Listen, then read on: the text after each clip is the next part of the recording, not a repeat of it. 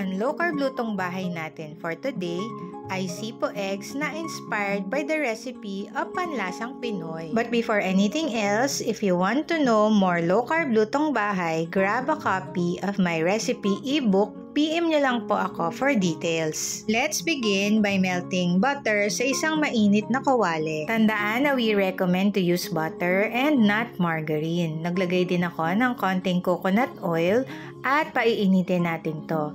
And once hot, ilalagay na natin dito yung ating mga nabalatan na hipon. Ipi-pre-cook muna natin to, and once ang color ay naging orange na, itabi na natin to for the meantime. And now, sa separate ng kawali, maglagay tayo ng coconut cooking oil at magisa tayo dito ng bawang. At pag medyo umaamoy na to, pwede na natin lagay yung sibuyas. Ituloy lang ang pagigisa hanggang sa lumambot ito. Ngayon, ilalagay na natin tong optional ingredient na carrots.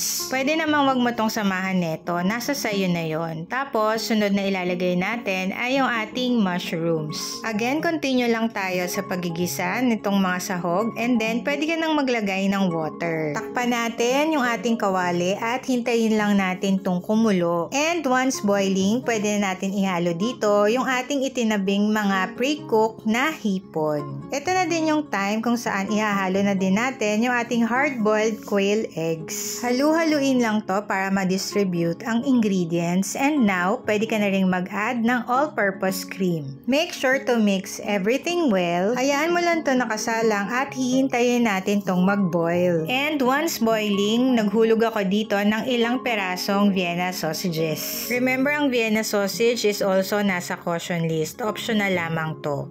Tapos, pwede mo na tong timplahan ng salt and pepper at i-adjust mo na lang to according sa iyong panlasa. Hayaan mo lang ito nakasalang for a few more minutes at ready na ang ating sipo eggs. Kaya para daw sa mga gustong gumawa nito sa bahay, paki-screenshot na lang or paki-kopya ang listahan ng ating ingredients para magawa mo na din to sa inyo. Sigurado ako, isa tong dish na may enjoy both ng LC and non-LC family members mo. Diba? It's not bad naman to go LC. Kasi masarap na, nutrient dense pa. Kaya try mo na din itong sipo eggs. Follow me for more!